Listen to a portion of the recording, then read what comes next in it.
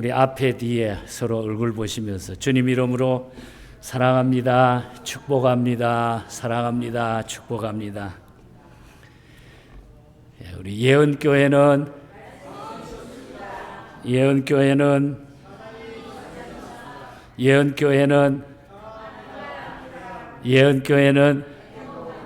나도 더 행복합니다. 우리 한번 더 따라합시다. 나는 행복합니다. 우리 말로 고백하면은 그대로 되게 돼 있어요. 제가 그 비법을 늘 기도하면서 배웠습니다. 맞아. 내가 행복해. 내가 기뻐. 내가 기분 좋아. 이러면은 그게 진짜가 되더라고요. 근데 괜히 혼자서 우울해 있으면은 안 돼요. 인생을 살아오면서 요즘 주변에 올림픽을 이제 지나오면 오늘 우리 폐막식을 합니다마는 또 여러 가지 세상 곳곳에 일어나는 그 전쟁들, 또 기후 변화, 자연 재해 이런 것들을 생각하면서 참 우리가 겸손하게 인간이 너무 약한데 겸손하게 우리가 예수를 잘 믿어야 된다 하는 그런 생각을 하게 됩니다. 우리 잠언 15장 33절에 보면은 겸손을 존귀의 앞잡이라 이렇게 말을 했어요. 겸손은 존귀의 앞잡이라. 이 겸손과 영성은 어떤 관계가 되겠습니까? 영성이 깊을수록 겸손하다고 하는 그런 말입니다. 우리가 예수를 잘 믿는 사람이 결국은 겸손한 그런 사람이라는 거죠. 그런데 우리 하나님 앞에는 그런 자들에게 하나님이 기쁨을 주시고 넘치는 복을, 평안과 소망을 주신다는 겁니다. 그 유명한 토마스 아킨퍼스라고 하는 분이 쓴 책에 보면 그리스도를 본받아라 하는 유명한 책이 있습니다. 아마 우리 목회자들은 거의 필독처럼 이 책을 다 읽어보셨는데 그분이 그 책 속에 그런 이야기합니다. 그는 영적인 삶의 문제를 하나씩 언급을 하면서 제일 먼저 그리스도를 본받는 것이 영성의 첫 번째 할 일이다. 두 번째는 겸손을 강조하고 있습니다. 예수 그리스도를 본받는 것, 그리고 겸손한 것. 교만한 철학자보다는 하나님을 섬기는 겸손한 농부가 훨씬 더 낫다. 그런 말을 그분이 했습니다. 우리 한국의 어떤 존경하는 그 목회자는 지금은 세상을 떠났습니다마는 산만이가 있다 그랬어요. 산만이. 그래서 뭔가 그 책에 봤더니 첫 번째는 거만. 두 번째는 교만. 세 번째는 오만.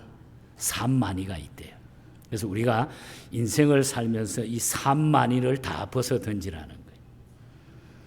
우치무라 간조라고 하는 일본 사람인데 많은 책을 썼습니다. 일본의 오만함을 보고 일본은 그것 때문에 분명히 망할 것이다. 그분의 말대로 일본은 2차 세계대전을 중심으로 해가지고 그 후에 일본은 많이 망가졌습니다. 앞으로도 어떻게 될지 모릅니다. 우리가 하나님 앞에 겸손하지 아니하면은, 우리의 영성이 주님과 가까이 있지 아니하면은 아무 될 일이 아무것도 없다는 얘기예요. 그래서 오늘 우리는 8월 두 번째 주일에 우리가 꿈은 비전과 우리의 소망을 가지고 이제 우리는 하나님 앞으로 하나님의 명령대로 올라가자는 거예요. 그냥 올라가며 따라서 올라가자. 우리 한번 올라가자. 예, 올라가자. 그래서 오늘 성경에 보니까 올라가라고 하는 말씀이 그대로 기록이 되어 있습니다. 성경 안에 우리가 자세히 읽어보면 하라와 하지 말라는 명령이 수를 셀 수 없을 만큼 기록이 되어 있습니다. 예를 들어보면 하나님만 섬기라, 다른 신을 섬기지 말라. 또 모든 과실은 다 먹어라. 그러나 선악을 알게 하는 나무의 과실은 절대로 먹지 말라. 가나안으로 가라. 애굽으로 가지 마라. 등 하라와 하지 말라가 성경에는 분명히 기록이 되어 있다는 거죠. 십계명의 경우도 마찬가지입니다. 위대한 신앙의 사람들은 하라고 하면 하고 하지 말라고 하면 하지 않았다는 얘기입니다. 아담은 따먹지 말라는 선악과 따먹고 에덴 동산에서 추방했으나 노아라든지 그 아브라함 같은 사람들은 그대로 하나님의 말씀에 순종하고 큰 복을 누렸습니다. 하나님은 여러 차례 이스라엘 백성들에게 나는 너희의 하나님이다. 나는 다른 사람이 아니라 나는 너희의 하나님이다. 나 외에 다른 신을 섬기지 말라. 그리고 만들지도 말라고 명령을 했습니다. 그런데 출애굽기 32장에 보면은 이스라엘 백성이 황금을 가지고 송아지를 만들어 가지고 그것이 자신들을 애굽에서 인도해낸 신이라 하면서 그것을 금송아지를 놓고 제사하고 막 축제를 벌이게 됩니다. 바로 오늘 33장 앞장에서 일어난 사건입니다. 그것은 그들이 씻을 수 없는 잘못이 되어버리고 맙니다. 그래서 그 사건으로 인해 가지고 3,000명이 그 자리에서 죽어나가죠. 3,000명이 죽어요. 출애굽기 32장 33절에 보면 누구든지 내게 범죄하면 내가 내 책에서 그를 지워버리리라. 하나님의 진노가 폭발한 거죠. 나 외에 다른 신을 섬기지 말고 너희들이 우상 만들지 말라 그랬는데 그걸 했다는 얘기죠. 그래서 하나님의 진노가 폭발했어요. 이 사건은 그들이 시내산 아래 머물고 있을 때에 일어났던 그런 사건이에요. 이 사건이 있은 후에 하나님은 이스라엘의 지도자 모세에게 자 이제 시내산을 떠나가지고 가나안 땅을 향해 행군을 시작하라고 명령을 합니다. 가나안 땅은 이미 그들의 조상 아브라함에게 주시기로 약속하신 땅이 가나안 땅입니다. 신명기 1장 8절에 보면은 내가 너희의 조상 아브라함과 이삭과 야곱에게 맹세하여 그들과 그들의 후손에게 주리라 한 땅이 너희 앞에 있으니 들어가서 그 땅을 차지할지니라 그랬어요. 하나님이 약속해 주신 땅이 가나안이라는 거죠. 그리고 왜 가나안 땅으로 가라 했는가 하면 신명기 12장 11절에 보면은 설명해 줍니다. 너희는 너희의 하나님 여호와께서 자기 이름을 두시려고 택하실 그곳으로 갈지니라. 하나님의 이름을 두실 것으로 택해 주신 땅이 가나안이라는 거예요. 영적인 해석은 그 가나안이 바로 우리 천국의 그림자라고 하는 거죠. 신명기 15장 5절에는 내 하나님 여호와께서 내게 기업으로 주신 땅이 가나안이다 그렇게 말하고 있습니다. 하나님이 주시겠다고 약속하신 땅, 그들에게 기업으로 주신 땅이기 때문에 더 살기 좋고 윤택한 곳이 있어도 그곳이 아닌 가나안 땅으로 가야 해야 됐다 그 말이에요. 가나안 땅은 하나님이 정해 주신 약속의 땅이라. 오늘 본문을 살펴보면 두 가지 명령과 세 가지 약속으로 본문 말씀이 구성이 되어 있습니다. 그 가운데 먼저 두 가지 명령을 오늘 살펴보려고 합니다. 오늘 두 가지 말씀을 드리려고 합니다. 먼저는 올라가라고 하는 얘기. 오늘 설교 제목을 여기서 그대로 붙여봤습니다. 올라가라. 본문 1절에 보면은 여호와께서 모세에게 이르시되 너는 내가 애굽 땅에서 인도하여 낸 백성과 함께 여기를 떠나서 내가 아브라함과 이삭과 야곱에게 맹세하여 내 자손에게 주기로 한 그 땅으로 올라가라. 그 땅으로 올라가라. 약속해 주신 그 땅으로 너희가 올라가라 이 말이. 올라가라고 하는 말씀을 우리가 주목할 필요가 있죠. 가나안 땅은 지형적으로 높은 곳에 자리 잡고 있었습니다. 해발 거의 1000m 고지에 있었기 때문에 시내 광야에서도 올라가야 되고 여리고라고 하는 그곳에서도 그곳을 향해 올라가야 됩니다. 지대가 높기 때문에. 그리고 훗날 예루살렘이 유다 왕국의 수도가 되면서부터 예루살렘은 올라가는 곳이 됐습니다. 그래서 모든 사람들은 예루살렘으로 예배하러 올라간다. 예루살렘에 올라간다. 이렇게 말을 쓰고 있습니다. 몇 년 전에는 예루살렘이 이스라엘의 수도지만 지금은 텔아비브로 옮겨져 있습니다만은 우리나라의 경우도 보면은 서울보다 지형적으로 높은 강원도가 더 북쪽이잖아요. 높은 곳이잖아요. 그런데 강원도에서도 서울 갈 때에 상경한다 그런 말을 썼어요. 서울이 수도이기 때문이고 왕궁이 서울에 있었기 때문에 서울로 상경한다 이런 말을 우리나라에서 썼습니다. 올라가라고 하는 것은 장차 그 땅에 이스라엘 왕국이 건설될 것이며 하나님을 예배하는 성전이 세워질 수 있기 때문에 올라가라고 말씀하셨다는 거예요. 올라가라는 말씀이 영적인 의미를 우리가 찾아본다고 하면은 미래지향적인 비전을 가지라, 앞으로 가라, 발전하라, 성장하라 이 뜻입니다. 올라가라고 하는 말은. 이제 여러분들이 8월에 7월에 기도해서 여러분이 얻은 그 꿈, 그 비전을 우리는 이제 영적인 의미로 미래지향적으로 앞으로 발전하고 성장하고 앞으로 나가라는 거예요. 그 꿈을 가지고. 우리들의 이야기로 한번 전해보십시다. 올라가는 것이 좋습니까? 내려가는 것이 좋습니까? 여러분? 발전이 좋습니까? 퇴보하는 것이 좋습니까? 여러분? 믿음이 자라야 합니까? 믿음이 퇴화해야 됩니까?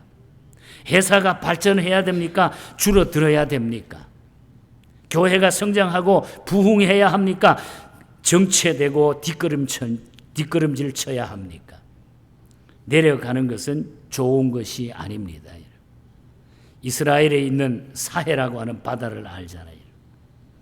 해면보다 약 400m가 얕은 지역이 사해 바다입니다.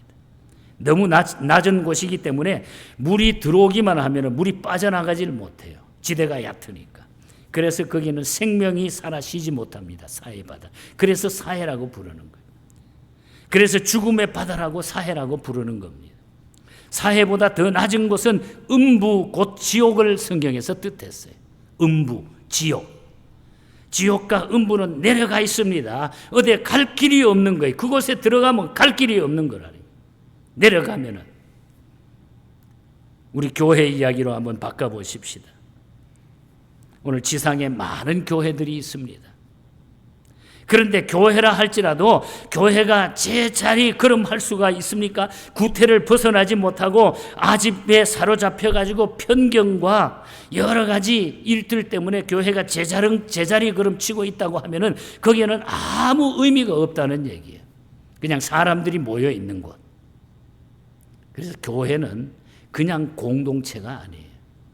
그냥 공동체가 교회가 아니라 교회는 하나님이 계시는 곳이라는 거예요. 이 세상에 우리가 세상의 모임을 공동체라고 부르지만 교회는 그냥 공동체가 아니라는 거예요. 기도를 쉬고 전도하는 걸 쉬고 선교하는 것을 쉬고 뜻이 갈라지고 생각이 달라지고 지도력이 흔들리면은 퇴보하게 돼 있다는 거예요. 오늘 지상의 교회들이 바로 여기에 치우쳐 있다고 하면은 우리가 다시 올라갈 수 있는 여건을 만들어야 돼요. 회개하고 다시 회복해야 된다는 거예요. 통큰 비전을 품고 올라가야 될 줄 믿습니다, 여러분. 성장하고 부흥하고 발전하는 교회가 되려면은 세계를 바라볼 수 있는 영적인 눈이 우리에게 열려 있대요. 여러분이 품은 그 꿈 속에 이런 영적인 세계를 바라보면서 올라갈 수 있는 이런 비전의 사람, 우리 비전의 교회가 되기를 바랍니다, 여러분. 세계 교회를 보고 세계 선교를 가슴에 우리가 품어야 돼요. 기업도 성장하는 기업은 세계화, 글로벌화 방향을 바꿉니다. 그냥 가만 앉아서 되는 일이 하나도 없어요.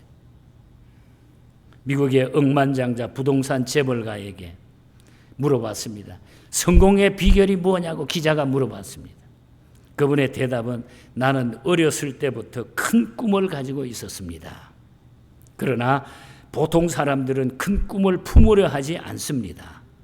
큰 꿈을 품는다는 것은 생각의 폭을 넓히는 것을 말합니다. 나는 될 수 있으면 그렇게 살았습니다.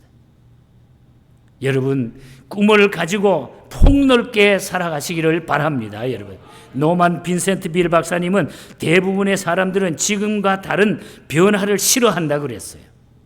굉장히 긍정되는 그런 말이죠. 모든 사람들은 특별히 우리가 나이 들어가는 우리 입장에 저 역시 마찬가지 어떤 변화를 싫어하는 거예요. 변화. 그래서 새로운 일을 만들지는 못하는 거예요. 내가 그냥 안일하게 내가 지금 편하면 그냥 그것으로 만족하고, 새로운 변화를 싫어하는 잠재의식 때문에 발전할 수 있는 새로운 환경으로 나가지 못한다는 거예요. 그 잠재의식이 우리 사람에게는 누구나 다 가지고 있다. 그러니까 젊은 세대는 그래도 어떻게 하든지 그걸 이겨보려고 그러는데 나이가 들면 들수록 그 잠재의식을 벗어나지 못한다. 그래서 설교 준비, 이건 바로 나보고 하는 소리구나. 나보고 하는 소리구나.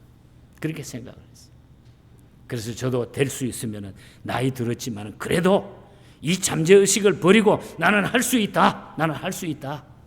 이렇게 살려고 합니다, 여러분. 인생은 한 자리에 서 있는 것이 아니라 앞으로 걸어가는 것입니다, 여러분. 걸어가는 거예요. 변화를 싫어하는 이 잠재의식. 특히 나이가 우리가 들어가면서 이것을 우리가 조심하고 벗어 던져야 돼요. 여러분, 1시간을 걸어가는 것은 건강에도 좋고 쉬운 일입니다. 그러나 1시간 동안 움직이지 않고 그 자리에 한 자리에 가만히 서 있다고 생각해 보세요. 그것처럼 큰 벌이어야 돼. 꼼짝없이 1시간 그 자리에 서 있는다. 앞으로 우리 예언교회가 어떤 교회가 되는 것을 원하십니까? 선교의 비전을 품고 꿈을 품고 우리가 못다한 이룬 비전이나 꿈은 우리의 뒤를 이을 다음 세대가 이룰 수 있도록 우리가 이것을 위해서 노력해야 된다는 거예요. 우리가 가만히 그 자리에 서 있으면 안 된다는 거예요. 우리 한국의 신경직 목사님이라고 하는 분이 쓴 책 안에 그 현대산업개발에서 펴낸 그 어떤 회사 사보에 실린 그런 얘기인데 참 재밌는 얘기고 또 맞는 얘기다, 그런 생각이 들어서 인용한 글을 여러분들에게 소개해 봅니다. 실패하는 셀러리맨의 7가지 유형이라고 하는 그런 글이에요. 실패하는 셀러리맨의 7가지 유형. 첫째로는 말 없이 묵묵히 일하는 사람. 과거에는 항소같이 일만 하는 사람이 성공했지만은 정보화 사회에서는 항소처럼 일만 하면은 곧 병이 들거나 과로사할 가망성이 커지고 일의 능률이 저조해진다. 미련하다는 거예요. 또 두 번째는 상사의 명령에 절대 복종하는 사람이 아주 실패하는 셀러리맨이라는 거예요. 상사의 명령에 복종하면 출세하던 시절은 지났다는 거예요. 스스로 생각하고 성과를 올리는 프로가 돼야 된다는 거예요. 스스로 생각하고 상사의 명령에만 순종해서는 안 된다는 거예요. 그건 실패자라는 거예요. 세 번째는 돌다리도 두들겨 보고 가라고 하는 사람, 건너는 사람. 돌다리도 두들겨 보고 걷는 사람. 참 조심성이 있고 좋죠, 의미로는. 신중하거나 중간이 안전하다는 생각으로 늘 초고속 시대, 정보화 시대에 적응할 수 없고 최고 정신 없이는 살아남을 수 없다 그래가지고 그냥 적당하게 자기 위치를 거기에서 지키는 사람. 이런 사람들은 실패한 셀러리맨이라는 거예요. 네 번째는 웃지 않는 사람. 웃지 않는 사람. 참 중요한 얘기인 것 같아요. 웃으면서 일해야 창의력이 발휘되고 스트레스에 대한 내성도 강해져 가지고 웃는 자가 결국은 최후의 승리자가 된다는 거예요. 웃음이 그만큼 중요해요. 그래서 내가 목회하면서도 뭐 여러분들을 만나고 또 뭐 우리 교회뿐만 아니라 근데 어떤 분은 절대로 안 웃어요. 절대로 안 웃어. 아주 이 얼굴에 웃음이 없이 그냥 꽉 박혀 있는 사람. 몰라, 그분의 마음도 그러면 마음까지 그렇다고 하면 그건 더 문제죠. 여러분, 기쁨이라고 하는 것은 내면적으로 표현이 됩니다, 여러분. 그게 정상이에요. 내가 기쁜데도 하나도 안 웃고 가만히 있으면 이건 비정상이죠. 그래서 여러분들 주님을 통하여 복음을 통하여 진정으로 여러분의 마음에 기쁨을 가지시기를 바랍니다. 그것이 성공의 비결이에요. 다섯 번째는 내 집 전략밖에 모르는 사람, 왕소금 같은 사람, 베풀지 않는 사람, 실패한 확률이 최고로 높다는 거예요. 어떤 사람은 내가 아끼고 내만 품고 산다, 왕소금 같은 사람, 절대로 내놓지 않는 사람, 이런 사람들 이기주의자들, 이거는 아주 실패한 사람들이에요. 그 여섯 번째는 단점에 민감한 사람. 자신이든 타인이든 단점에 민감한 사람은 소외될 수밖에. 단점이 누구나 있습니다. 그러나 그 단점을 보완하고 그것을 우리가 넘고 나갈 수 있는 이런 자기의 어떤 의지가 필요하다는 거죠. 단점에 여러분 나는 못해. 나는 원래 못하는 사람이야. 그렇게 살면 영원히 못하게 될 줄 믿습니다. 그리고 마지막에는 두루뭉술한 사람, 우유부단한 사람, 중요한 일을 맡길 수 없다는 것입니다. 이것도 좋고 저것도 좋고 이래도 좋고 저래도 좋고. 참고할 가치가 있는 7가지 글에서 소개했습니다. 청교도들의 용기가 미국을 건설했고 그들의 개척 정신이 미국을 세계적인 국가로 만들었습니다. 따라 앞으로 갈 것이며 우리는 우리의 꿈을 가지고 앞으로 나가야 됩니다. 청교도 정신을 가지고 우리는 어떤 비전을 갖느냐에 따라 달라지기 때문에 우리는 앞으로 그 비전을 가지고 나가야 돼요. 회사도 기업도 올라가야 돼요. 실력도 올라가야 돼요. 수입도 올라가야 됩니다. 교회도 신앙적으로 올라가야 돼요. 독수리가 날개치고 창공을 향해 올라가는 것처럼 우리는 올라가기를 축원합니다, 여러분. 주를 앙모하는 자 올라가라 그래서 올라간다 그랬어요. 그래서 올라가라. 그리고 다른 한 가지는 장신구를 떼어내라고 하는 그런 말이에요. 장신구를 떼어내라. 어떤 성경은 단장품 이렇게 번역도 되어 있습니다.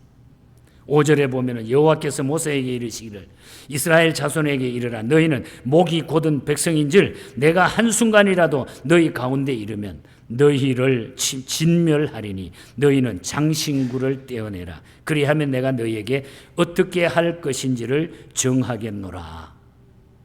장신구를 떼어내라. 본래 이스라엘 사람들은요 역사를 보면은 장신구를 착용하지 않았습니다. 깨끗했어요. 그러던 그들이 애굽에 들어가서 살게 되죠. 애굽에 가서 사는 동안에 그들이 광야를 지나면서 이방 부족들이 온갖 장신구를 착용하는 것을 따라하기 시작합니다. 애굽에 들어가서 목걸이, 팔걸이, 발걸이, 귀걸이, 코걸이, 배꼽걸이 온데 모든 거리가 그때 생기는 거예요. 물론 우리 여성들 지금 예쁘게 하기 위해서 여러분들이 그냥 예쁘다고 하는 미적인 감각으로 하는 것을 제가 지적하고 싶지는 않아요. 그런데 우리가 이 역사를 좀 알아야 돼요. 창세기 35장을 보면은 하란을 떠나 세겜에 정착하던 야곱의 일가족들이 하나님을 예배하기 위해서 베델로 올라간 일이 있어요. 베델로 올라가죠. 그때 야곱은 가족들에게 이방 신상을 다 버리라 그럽니다. 이방 신상. 자신을 정결케 하라 그런 이야기도 해요. 의복을 바꾸어 입어라 그런 이야기를 하죠. 가족들은 자기 손에 있는 모든 이방 신상들과 자기 귀에 있는 귀고리들 야곱에게 다 빼가지고 주고 야곱은 그것들을 세겜 근처 상수리 나무 아래다가 다 묻어버리고 베델을 향해서 올라갑니다. 오늘 본문에서 장신구를 버리라고 한 것도 같은 맥락에서 우리가 생각을 해야 돼요. 그 당시 그들이 애용한 모든 장신구에는 각종 신상들이 다 새겨져 있었어요. 전부 신을 섬기는 신상들이 그 장신구에 다 새겨져 있어요. 특히 애굽 사람들이 섬기는 신들이 아로 새겨져 있어요. 거기 전부. 그리고 신들이 새겨진 금 장식을 모아가지고 이 사람들이 나중에 황금 송아지를 만들기도 하게 되었던 것입니다. 그러나 이스라엘이 시내산을 떠나가지고 가나안을 향해 출발하면서 우상 숭배하는 장신구를 몸에 거치고 떠나면 안 되기 때문에 장신구를 다 모아가지고 그것을 버렸다 그렇게 말하고 있어요. 현대인들에게 장신구는 멋을 내고 분위기를 살리는 도구가 되고 있습니다. 그러나 장신구가 나를 지키는 수호신이고 행복을 가져다 주고 액을 피하게 해준다고 믿는다고 하면은 그 장신구는 우리가 떼어내야 돼요. 우상이 된다는 거예요. 장신구가 나에게 우상이 됐다고 하면 그것을 우리가 떼어내야 된다는 거예요. 영적으로 우리가 깊이 생각을 해야 됩니다. 그 장신구에 신상을 새겼다든지 이상한 글자가 새겼다면 그것도 떼어내야 됩니다. 그리고 지나친 장신구 착용은 그 사람의 품위와 인격을 떨어뜨리게 돼 있어요. 목걸이, 귀걸이, 팔걸이, 발걸이, 배꼽걸이, 코걸이, 온통 자기 몸을 양복걸이로 착각하는 사람, 수억의 명품으로 자기 몸을 치장했다고 자랑하는 명품녀들, 그 누구도 그런 사람을 존경하지 않습니다. 존경받을 것 같지만은 존경하지 않아요. 기독교인이라면 더욱 더 그러하다는 거예요. 오늘 본문 5절을 다시 주목합니다. 너희는 목이 곧은 백성인즉 내가 한순간이라도 너희 가운데 이르면 너희를 진멸하리니. 무서운 경고의 메시지. 계속 그렇게 살면은 내가 너희들을 진멸하겠다. 그 뜻은 내 말대로 하면 내가 너희로 가나안 땅까지 인도하겠지만, 그러나 내 말을 듣지 않고 장신구를 버리지 않고 우상을 버리지 아니하면 눈 깜빡할 순간에 너희를 진멸하겠다. 이 이야기. 진멸하겠다. 제하라고 하는 것, 던져버리라. 다시 몸에 거치지 말라. 그런 뜻이죠. 어떤 분이 저를 보고 그래요. 목사님, 저는 우리 아이가 결혼해야 되는데 그 상대방이 남자가 되든 여자가 되든 그 몸에 문신 같은 거 아무것도 안 새긴 사람 만나게 기도해 주세요. 여러분, 요즘 세상이 그렇게 돼 있어요. 그렇잖아요. 죄송합니다. 아마 이거 문신 이거 새겨주는 이 비즈니스 하는 분들 이야기 들으면 껑충 뛰겠죠. 나 고발 당할지도 몰라요. 근데 성경은요, 그렇지 않다는 얘기. 오늘 세상 보세요. 스포츠 선수들 보세요. 6절을 봅니다. 이스라엘 자손이 호렙산에서부터 그들의 장신구를 떼어내니라 그랬어요. 떼어냈다 그랬어요. 호렙산은 신의 산과 같은 산을 말합니다. 우상 숭배의 도구인 장신구를 떼어버림으로 그들은 하나님의 진노를 피하게 됐다는 거예요. 다시 말하면 우상 숭배를 버려야 돼요. 하나님보다 더 사랑하는 것들을 우리가 결단할 수 있는 것이 우리가 올라가는 신앙이에요. 우리가 비전을 이루는 신앙입니다. 오늘 이 시대에 이런 결단이 우리에게 필요하다는 거죠. 하나님은 우리에게 두 가지를 명령했습니다. 말씀을 정리합니다. 그것은 올라가라는 거하고 떼어내라고 하는 거. 오늘 두 가지 말씀을 올라가라, 떼어내라. 산행을 즐기는 사람들의 말을 들어보면 산을 올라갈 때보다 산은 내려올 때가 더 위험하다 그래요. 바울은 골로새서 3장 1절에서 그러므로 너희가 그리스도와 함께 다시 살리심을 받았으면 위의 것을 찾으라. 거기는 그리스도께서 하나님 우편에 앉아 계시느니라. 그래서 우리가 땅의 것을 찾지 말고 위의 것을 찾으라는 거예요. 우리가 위를 찾고 올라가야 할 이유는 주님이 그 위에 계시기 때문에.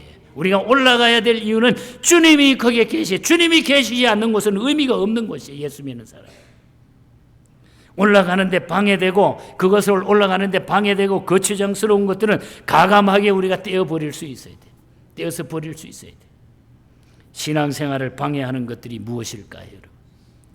건강한 교회 생활을 가로막는 것들이 무엇일까요? 히브리서 12장 1절과 2절을 보면 이러므로 우리에게 구름같이 둘러싸인 허다한 증인들이 있으니 모든 무거운 것과 얽매이기 쉬운 죄를 벗어버리고 인내로서 우리 앞에 당한 경주를 하며 믿음의 주여 또 온전케 하시는 이의 예수를 바라보자 그랬어요. 다 떼어버리고 주님을 바라보는 거예요. 주저하지 않기를 바랍니다. 포기하지 마십시오, 여러분. 이스라엘 백성이 가나안을 향해 올라갔던 것처럼 우리도 이 시대에 주님 계신 영원한 나라를 향하여 주님 바라보고 올라갈 수 있기를 축복합니다, 여러분. 비행기가 고공을 향해서 비상하는 것처럼 우리도 올라가야 돼요. 그 주님이 계시는 곳으로 가야 돼요. 미래를 향하여 영원을 향해 가야 돼요. 이사야서 40장 31절에 오직 여호와를 앙망하는 자는 새 힘을 얻으리니 독수리가 날개치며 올라감 같을 것이요 다른 박질하여도 곤비치 아니하겠고 걸어가도 피곤치 아니하리로다. 피곤한 자에게는 능력을 주시며 무능한 자에게는 힘을 더하시리라. 여호와를 앙망하는 자 올라가는 자라고 했어요. 394장 찬송은 오직 여호와를 앙망하는 자는 새 힘을 얻는다고, 다른 박질하여도 곤비치 않고 걸어가도 피곤치 않고 승리할 수 있는 자가 될 수 있다고 올라가라고 했습니다. 누가 지었는지 모르지만 평신도 어떤 분이 이 가사를 썼다고 그래요. 작자 미상의 찬송입니다. 주를 앙모하는 자 올라가 올라가 독수리같이 모든 싸움 이기고 근심 걱정 벗은 후 올라가 올라가 독수리같이 주를 앙모하는 자 올라가 올라가 독수리같이